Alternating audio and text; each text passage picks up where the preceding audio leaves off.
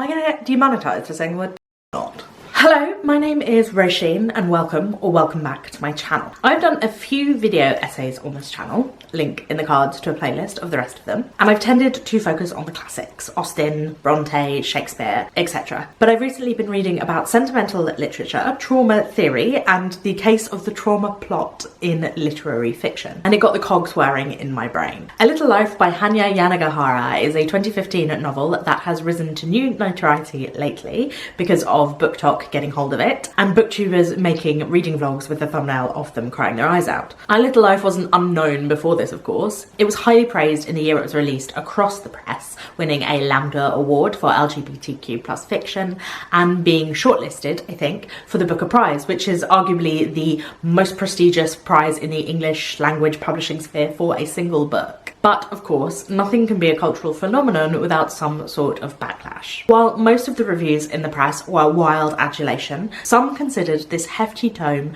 to be an example of trauma.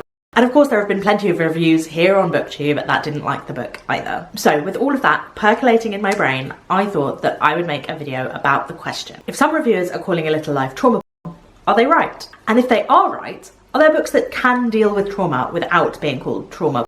How do you portray trauma well in a book? Before we begin to decide whether Hanya Yanagihara's work constitutes trauma, we should first be on the same page as to what trauma actually is. Although I've been unable to find a source for the origins of the term, trauma porn is used by writers such as Tina Charisma, Luma Makari and Phyllis Feng to describe the use in the media of the portraying of other people's pain, and usually othered people's pain, which is shared across mass media with little thought of the harm it is doing to the people portrayed or to the people who relate to the people who are being portrayed. It is also done in the service of commercialising and commodifying the pain for profit or entertainment. So Tina Charisma describes the portrayal of racial bias and the ongoing suffering, such as frequent videos of black men abused and dying at the hands of the police. For example, the famous video of Eric Garner, or more recently, Tyre Nichols. Luma Makari relates these examples of black trauma to the way the media portrays and discusses the Middle East, such as the explosion in Beirut in 2020, or again more recently, the earthquakes in Turkey and Syria.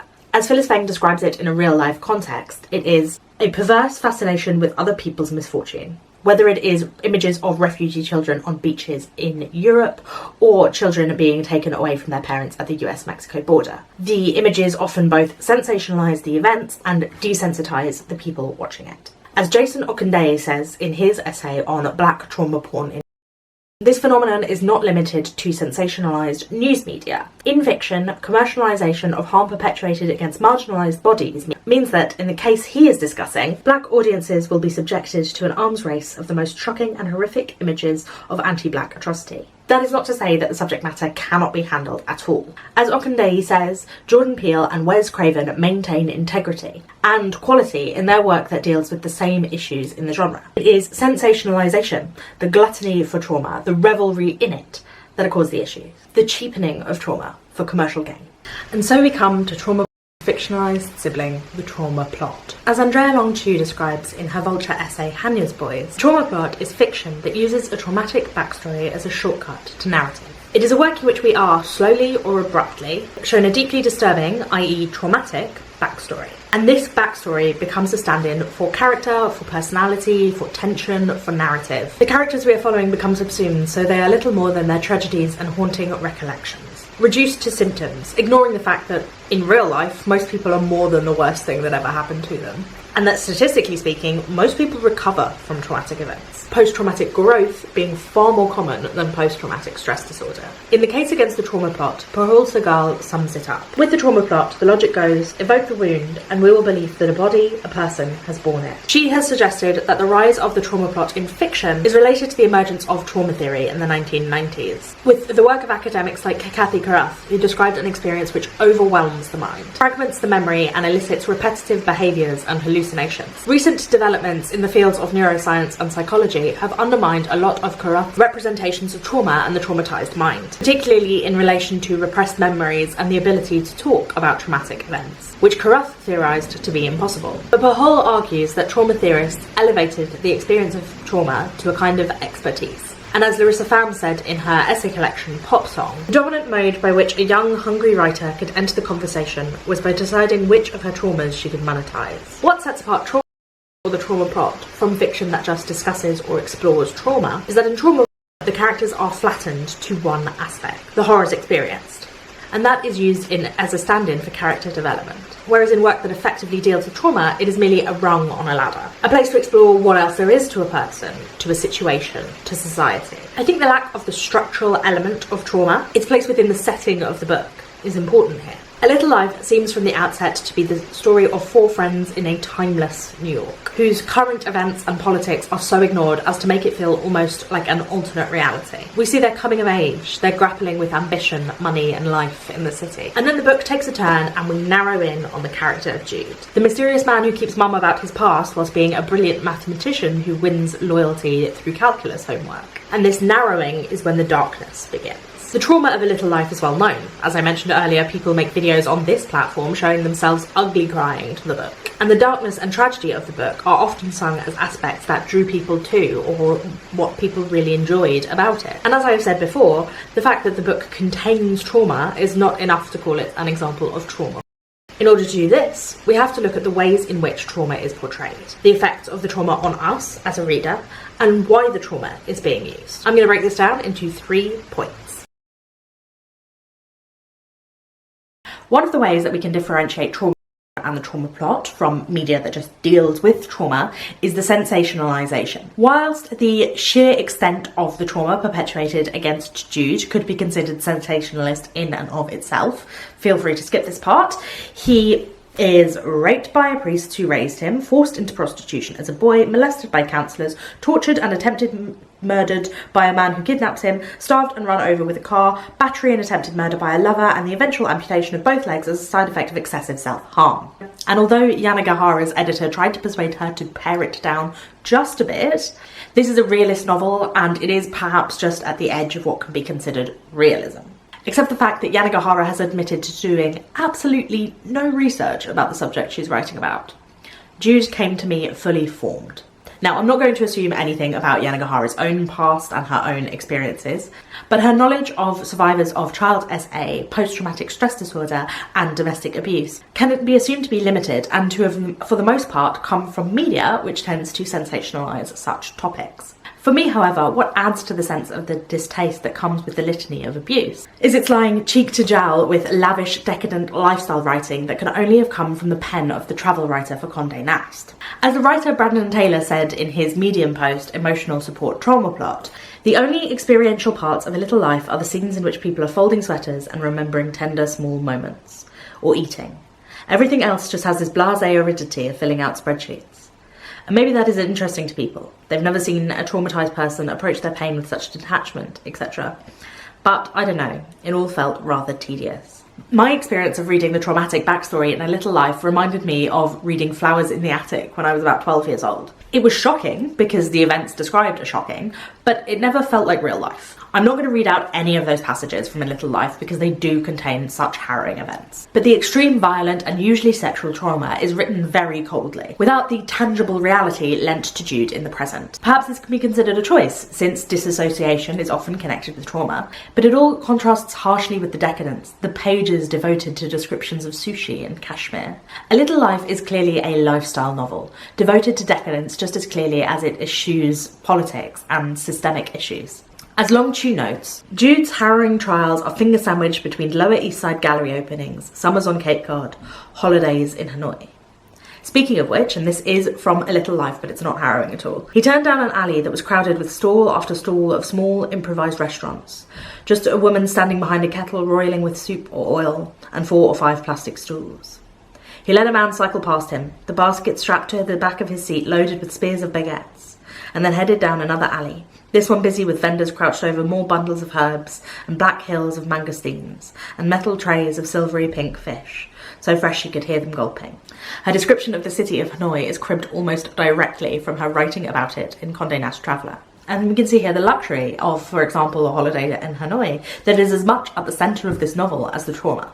This decadence is not only the backdrop to Jude's current-day upper-middle-class lifestyle, a gorgeous setting to lend poignancy to his dark past, but the time and detail given to the suffering is almost a dark mirror of it. The book luxuriates in luxury and suffering both. The first with sensual prose, the second with the unrelenting volume. There are also those who have noticed Yanagihara's focus on gay male sexuality, such as Brandon Taylor and Daniel Mendelsohn, a sexuality narratively linked with paedophilia in both A Little Life and The People in the Trees. Even the ways that the positive gay male relationships are described in these books jar against a reader's ear.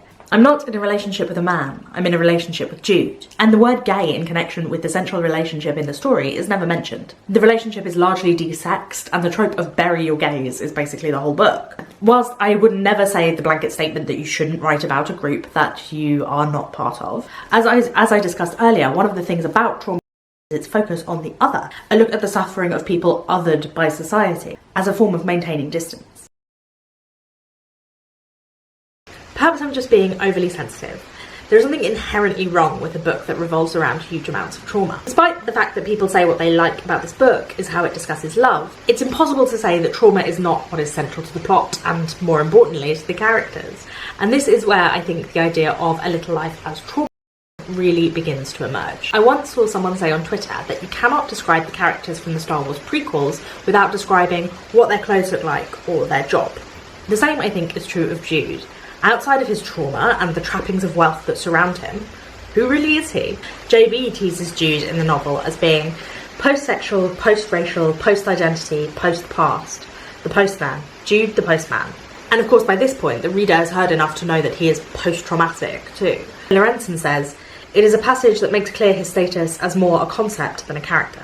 As Perrault said, if a writer evokes a trauma, the wounds of the past, the reader will have to imagine that there is a character who has borne them. But aside from his job as a lawyer and his post-traumatic stress disorder, there is nothing else to Jude.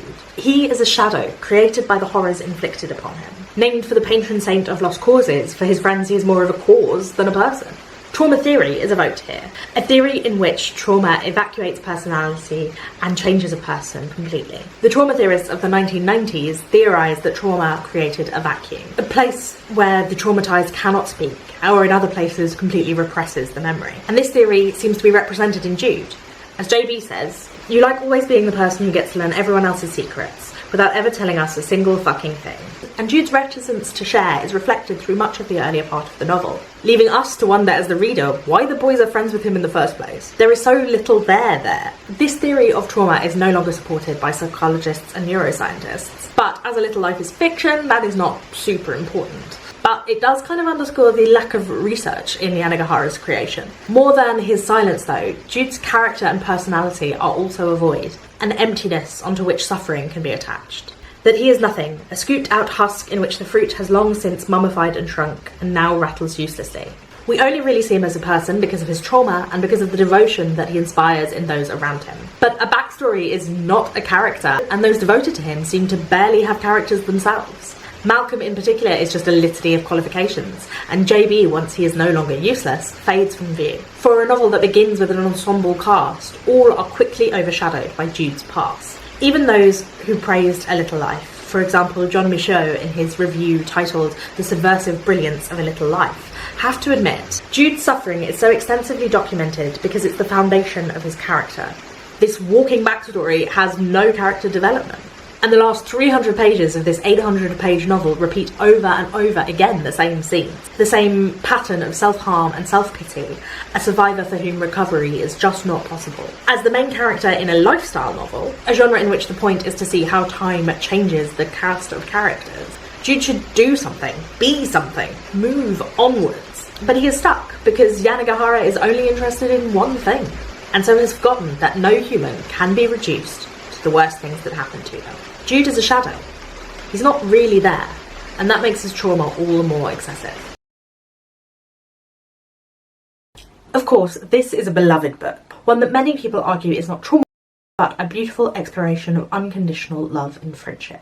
One that has brought about for them an emotional catharsis as readers. I've heard such readers argue that whilst there is much suffering and trauma in the narrative, the moments of hope and the love that many of the characters have for Jude is what creates the moments of beautiful poignancy in the story. Never mind that these moments of hope are always tinged with fear, as the reader knows that the writer will not allow them to stand. This, for me, the awareness of the construction of the story on the part of the writer. The almost dramatic irony levels of awareness that we have as a reader that Yanagihara is going to make her characters suffer more, and that this moment of hope or love will not last is one of the problems that I have with the novel. It's never allowed to feel real. Beyond that, there is a feeling of discomfort for me that we are watching a character suffer for our own personal self-improvement, to check our ability to emphasise for our own pleasure and amusement. I recently read Hannah McGregor's A Sentimental Education, and I've been thinking a lot about the improving nature of literature, the unfounded idea that literature will make us more empathetic, better people. And so perhaps this has framed my thinking on A Little Life in retrospect. But I'm not alone in these ideas. This is not to blame any reader for their own emotional reaction to the novel. Art is intended to emotionally move the reader and is on some level always a form of manipulation. What I find difficult when it comes to A Little Life is the blunt weapon of trauma wielded by an incredibly present author. There is a moment at the end of the book where Willem dies out of the blue, not in a moment connected to character or plot. Perhaps one might say that this is just verisimilitude, this is how deaths happen in real life. But it's not how a good story is structured. In that moment, we as a reader can see Yanagihara driving the truck that kills him, smiling as she inflicts more pain on a character she created purely to torture. As Daniel Mendelsohn says, there is something punitive in the contrived and unredeemed quality of Jude's endless sufferings.